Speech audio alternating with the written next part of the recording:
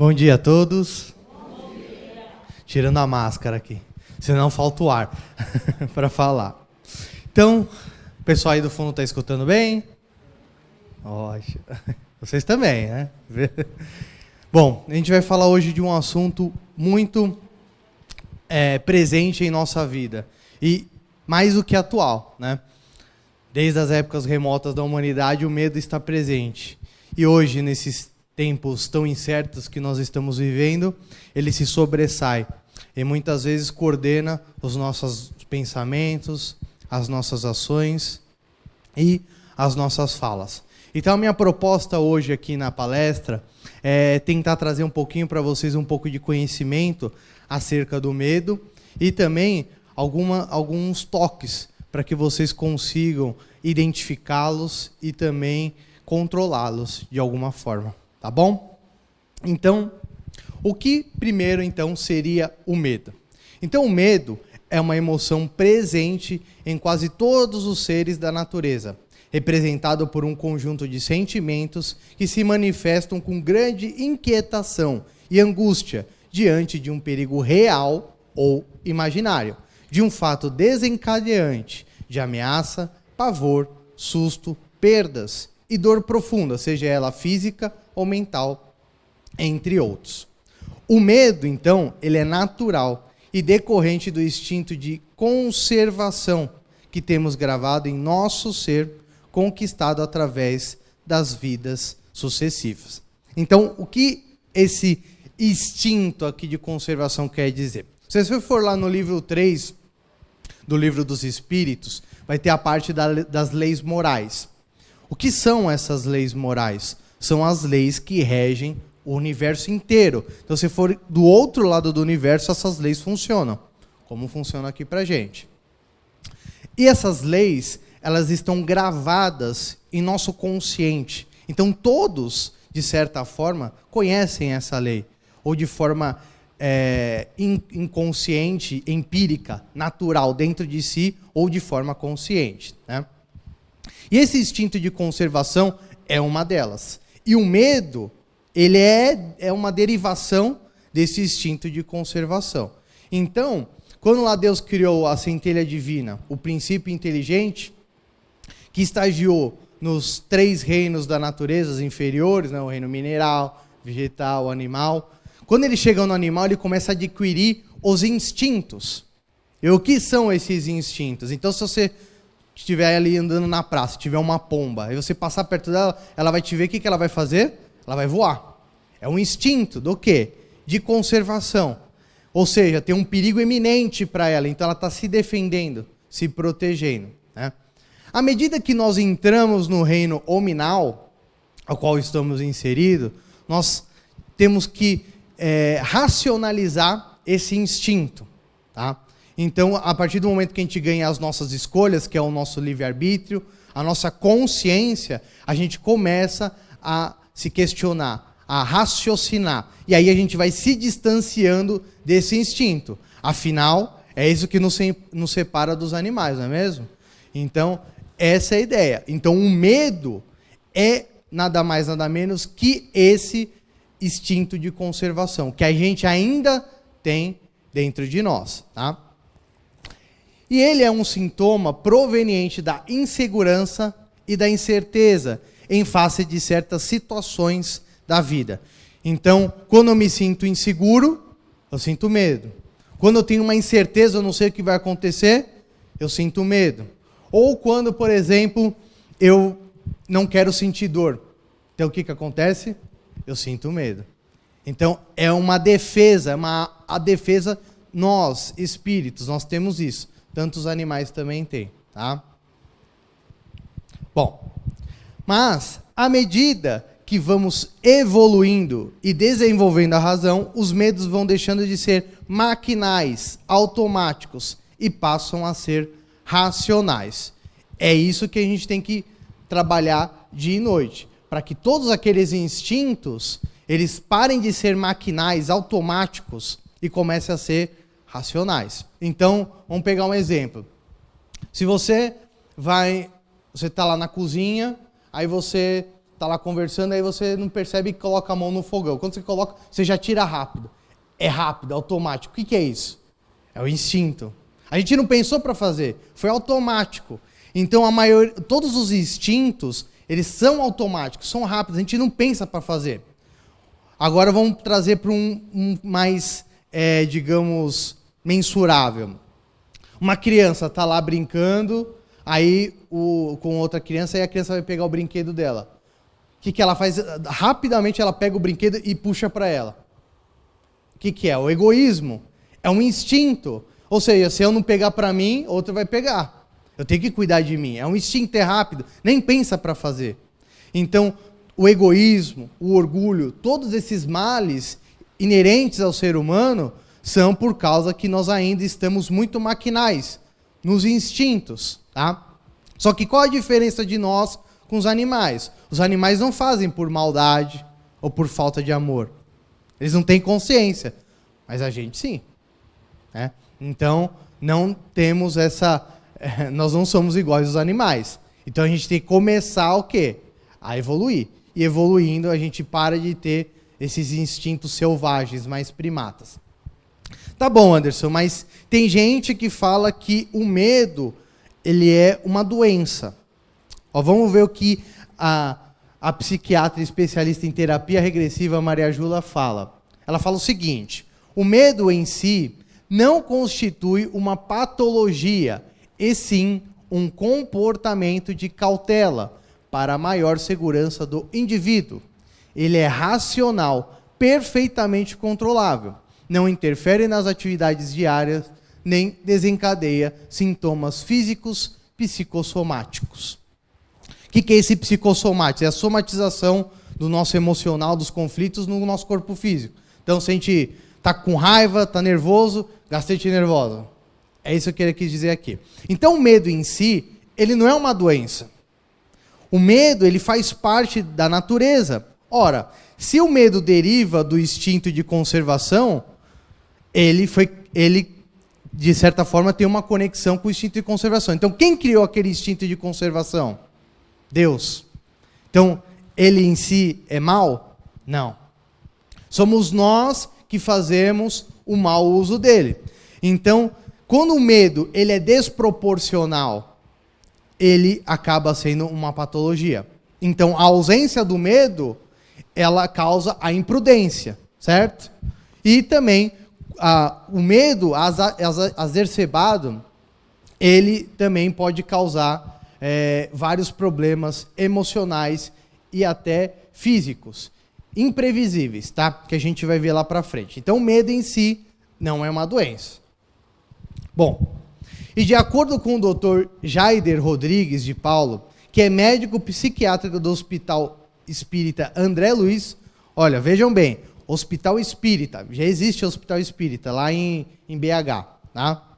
O medo se origina de 4 vertentes, ou seja, o medo ele tem 4 princípios aí, digamos assim, segundo esse doutor lá do Hospital Espírita André Luiz. Então, qual que é o primeiro? Ele fala que a primeira seria criada pelo instinto de conservação, evitando que o indivíduo se exponha a perigos desnecessários. Se a pessoa sentisse dor e não tivesse a presença do medo, provavelmente não aprenderia a evitar novos fatos semelhantes, que a levariam a senti-la, ou seja, não fixaria o aprendizado. Dentro deste pensamento temos também o medo do desconhecido, como da imensidão do mar, do cosmo, ou quando viajamos para um lugar sem referência. Este é um fator positivo do medo. Então, o medo em si, ele é positivo, porque evita que a gente faça coisas ruins para nós, né? Então, vamos lá, pegar o exemplo lá do fogão que eu falei assim. Vamos supor que a pessoa está lá, você está conversando lá com o seu parente, aí vai lá e coloca a mão, tem uma queimadura grave na mão. Aí você fala, nossa, vai no hospital, toda aquela coisa. Obrigado. E aí quando você vai chegar perto daquele fogão, você vai colocar a mão, você fala, opa, peraí, eu não vou colocar a mão aqui não, porque eu vou me machucar. Então o medo faz com que você raciocine, você perceba um perigo eminente, tá? ele é importante para a gente. Imagine uma sociedade sem medo. Como seria? Andar 200 por hora numa curva e daí? Não tenho medo. Ou atravessar em qualquer lugar. Ou falar para a sogra que a comida está ruim. Tem que ter medo, né? Então, uma sociedade sem medo viraria um caos.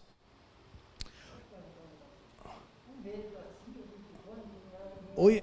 Eu não estou escutando. Oi? Sim, é uma patologia. Aí sim é uma enfermidade. Porque ela está fora do normal, né? Ela é desproporcional. Aí sim é uma patologia, né? Perdão, ele perguntou se a síndrome do pânico é uma doença, é uma enfermidade. Sim, sim. Porque é um medo muito acima do normal, tá? Ele não está condizente com o que está acontecendo. Ele, de certa forma, ele é irracional, certo? E ele está desproporcional, tá? Então, esse instinto de conservação é muito importante. Sem ele, a sociedade viveria num caos completo. Inclusive, os psicopatas, eles não sentem medo. Muitos deles não sentem medo. E olha o que eles fazem, né? Então, é muito importante. Então, esse aqui, o primeiro que ele falou é o instinto de conservação e é positivo para o ser humano. Tem que ter. Só que quando a gente controla ele, a gente tem que controlar ele. E aí ele se torna racional. Isso que é importante. O segundo, ele fala que é fruto do complexo de culpa, originado de atos que julgamos deleituosos em vidas passadas ou nesta própria. É quando o culpado instala em sua intimidade o tribunal da consciência. O que isso significa? Culpa. Você se sente culpado por ter feito alguma coisa errada. Então, aí vai muito das nossas crenças que nós temos dentro de nós. Então, antigamente, você achava que Deus era aquele pai vingativo, né? Que se você fizesse alguma coisa de errado, ele ia lá e te punia. Então, o que acontecia? Quando você se sentia culpado, você falava, eu vou sofrer punição. Então, você ficava com aquilo na cabeça. Meu Deus, quando que vai vir? Você fica com medo. Ou seja, fica, digamos, sem ter... Você fica inseguro, de certa forma. Aí você não sabe o que vai acontecer. Aí você fica com medo. Né? Eu conheço um caso de uma pessoa em que era casado, vivia lá com a esposa e sempre traía a esposa. Traía. Aí foi ficando velho. Aí quando o fogo foi baixando, tudo, não quis mais saber. Só que o que acontece? A culpa disso começou a virar um monstro dentro dele. Por quê? Eu vou sofrer uma punição. Ela vai me trair. Era o pensamento dele. Aí o que acontecia? Ele começou a ter um ciúmes imenso por ela. Imenso. Começou a virar um medo tão desproporcional que a coisa começou a sair do controle. Então a culpa também faz a gente sentir medo. A terceira vertente é quando nós experimentamos sofrimentos atrozes nas zonas inferiores da erraticidade. Então temos lá uma vida anterior. Então lembrem, né, que esse é um psiquiatra espírita, tá? Então ele tem essa noção de plano espiritual, vidas passadas, tá? Então ele fala que quando a gente teve algum problema lá nas zonas inferiores, ou seja, ficou lá no umbral sofrendo, a gente traz um trauma. E esse trauma proporciona o medo. Então, vamos pegar aqui, quando uma criança tem medo de escuro. Não dorme de jeito nenhum sozinho e no escuro. Vai saber o que ela passou. Às vezes estava lá no umbral, num lugar escuro, durante anos e anos. Sempre com aquele medo, com aquela incerteza, não sabia o que ia acontecer. Então, o escuro e a solidão traz uma insegurança. Então, tem aquele medo irracional, desproporcional, tá? Que a gente está comentando aqui. E também de situações pretéritas, traumatizantes, seja elas ou em encarnação passada, não precisa ser lá no umbral, tá, gente? Pode ser em vida mesmo, ou em situações passadas, em outras existências, ou nessa existência mesmo, alguma coisa que aconteceu, passou por um crime. Aí você fica com medo de sair na rua, por exemplo. Né? Então essas situações trazem uma insegurança, uma incerteza, e o medo se mostra. E nós temos a quarta opção, que seria consequência da educação equivocada, quando os familiares, no intuito de controlar suas crianças, criam em suas mentes figuras de monstros, né? E aí formam clichês mentais em sua mente. Então, o que isso significa? A criança tá lá, toda hora tenta ir lá para a escada. Aí tá escuro lá na escada, aí você fala, ai, não aguento mais levantar do sofá. Aí você olha, o que eu vou fazer? Aí você olha para a criança e fala assim, ó, não vai lá na escada. O escuro tem um bicho papão. Pronto. Aí a criança fica morrendo de medo. Aí você fala, nossa, funcionou? Não é que funcionou? Aí toda vez você vai lá e mete o bicho papão.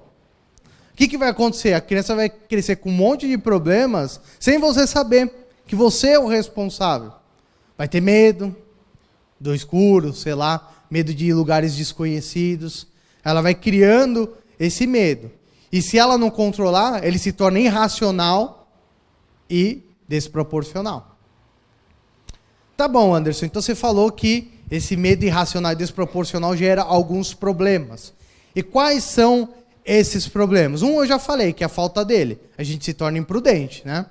E os outros que são acima, quando você tem demais, gera esse tipo de problema. Então vamos lá. O primeiro deles, provoca doenças por somatização dos fatores de desorganização emocional e psíquica.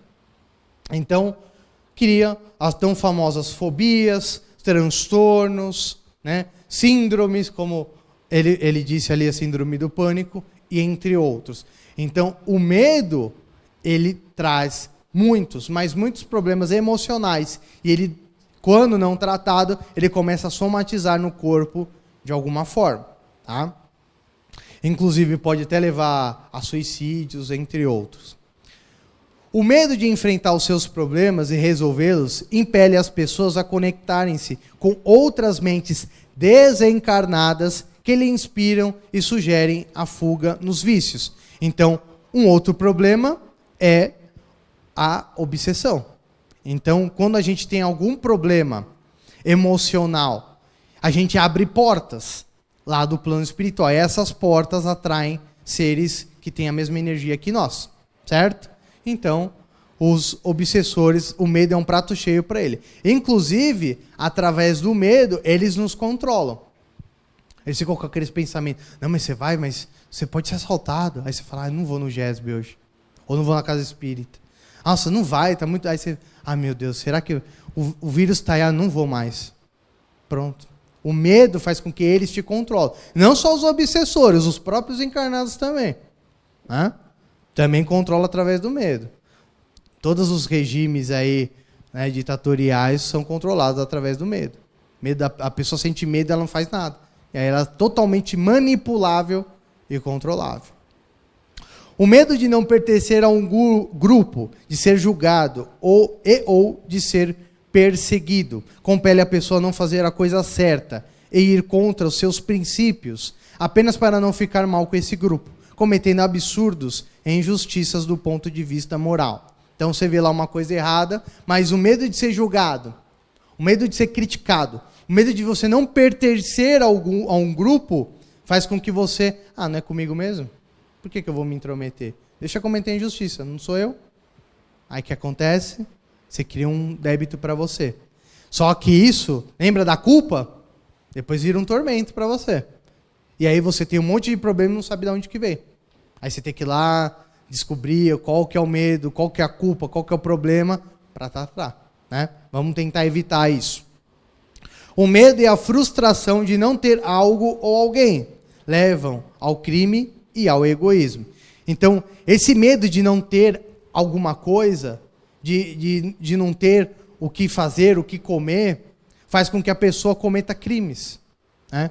Ou que a pessoa seja egoísta. Não, vai faltar para mim? Pum. Né? Ou principalmente com relação a dinheiro. Né? Tem gente que tem absurdos de dinheiro e não dá um centavo para ninguém. Ajudar as pessoas à sua volta. Não, pode faltar, pode faltar, pode faltar. Esse é o pensamento. E aí gera um egoísmo, um medo. Né? E o medo de não ser amado leva a pessoa a não se amar, aceitando as situações mais deploráveis de convivência. Então, aquela coisa, não se ama, Então aí o marido vai lá, bate na pessoa, não, ele não foi por querer. Aí você começa a criar um medo de ficar sozinho, de não ser amado, você aceita situações horríveis. Eu dei uns exemplos aqui, tá, gente? A gente poderia ficar até amanhã falando de vários medos. Inclusive, se eu não me engano, tem mais de 500 fobias ou medos catalogados, né? Então, é muita coisa. Eu peguei mais os principais que eu entendo que seja o que tenha maior recorrência, né? Que eu vejo nos atendimentos fraternos. Então, percebam que o medo, ele gera a maioria, ou grande maioria, dos males que a gente tem na sociedade hoje. Então, é muito importante que a gente comece, se a gente quer um mundo melhor, a gente comece a controlá-los, para que eles comecem a modificar a sociedade. Porque a mudança não é de fora para dentro.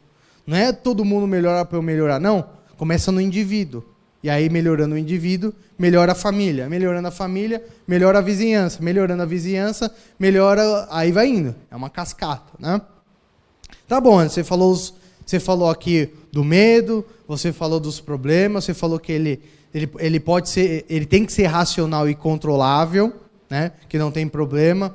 Então, como é que eu combato aquele irracional e desproporcional? Para eu não entrar nesses problemas que você disse. Aqui eu coloquei alguns itens, tá? Claro que não se resume a só isso, mas para tentar ajudar vocês. Primeira coisa, o Consolador prometido por Jesus é o maior remédio, segundo a Joana de Ângeles. Então, assim, por que a doutrina espírita chama o Consolador prometido? Porque ela consola. Porque ela mostra para você a verdade do universo, que você é um ser imortal, que a morte não existe, é só uma transformação. Mostra que existem as reencarnações, onde se você se sentir culpado, onde se você errar, você pode e vai ter uma chance de fazer diferente lá na frente. Você vai ter como reparar os seus erros, se ajustar. Você vai ter oportunidade de ser feliz, basta querer. Então a doutrina, ela tem uma série de coisas que nos ajudam a ter segurança, ter fé na vida, ter fé em Deus, que vai dar tudo certo. Estou com medo de que eu não tenha amanhã o que comer. Faça sua oração, receba a inspiração, porque eu tenho certeza que alguém vai te ajudar a conseguir isso. Não é você ficar orando e esperar cair do céu. O pãozinho não vai cair lá da nuvem, maná, né? Não vai, tá? Mas eu tenho certeza que o Consolador prometido vai te ajudar bastante a controlar alguns medos. Medo da morte, medo dessa pandemia. A gente sabe que ninguém vai pegar se você não precisar. Simples assim. Se você tomar as precauções e não estiver no seu arquivo pegar, você não vai pegar. Tanto que tem gente dentro de casa que eu tenho uma pessoa que não pega, o resto pegou tudo. Então, a doutrina faz com que a gente tenha raciocínio, fé raciocinada. E isso nos proporciona o quê? Controlar esses medos irracionais. Colocar as rédeas naquele medo. Tá? Lembra, não é todo medo ruim. Ele é bom na medida certa. Descobrir qual a causa do medo. Se possível, procurar um especialista para ajudar. Então você tem que descobrir qual que é o medo. O que está te trazendo o problema? E se você não conseguir fazer aquela reflexão e conseguir combater sozinho, procura um especialista. Né? Tem trabalhos de psicólogos, terapia. A gente tem um trabalho social aqui com uma psicóloga aqui na casa, mas precisa passar no atendimento fraterno para ser encaminhado, ou na maca, tá? Psicoterapias para o tratamento do medo, se caso necessário, uso de uma complementação medicamentosa. Então, assim, esses terapeutas vão fazer algumas terapias para que você consiga controlar esse medo. Pode até ser uma vida passada. Alguns fazem regressão para tentar tirar aquele medo, ver o que está acontecendo e você entender o que está acontecendo com você. E também, às vezes, precisa de um remédio para tentar colocar algumas substâncias no seu organismo para você ter mais um pouco de felicidade, né, que é a dopamina e uma série de outros itens. A real terapia do medo e o esforço de transformação interior, pois só ele é capaz de nos proporcionar a paz íntima, imunizando-nos contra os males internos e externos. Então, além de tudo isso, o principal, a real terapia é a reforma íntima. Se você aplicar a reforma íntima, você vai começar automaticamente a controlar seus medos. Tá? E aí as coisas tendem a ser mais fáceis na sua vida. Né? Então, procure saber qual é o seu medo e procure controlá-lo. Se não conseguir, procure ajuda. Com certeza, você vai conseguir controlá-lo. E assim, é como a gente viu, todos os males da sociedade estão ligados ao medo. Tá? Então, se a gente quer uma sociedade melhor, um mundo melhor, vamos começar a fazer dentro de nós e dentro da nossa casa. Tá bom, gente? É isso. Espero que vocês tenham um bom dia e um bom final de semana. Tá bom?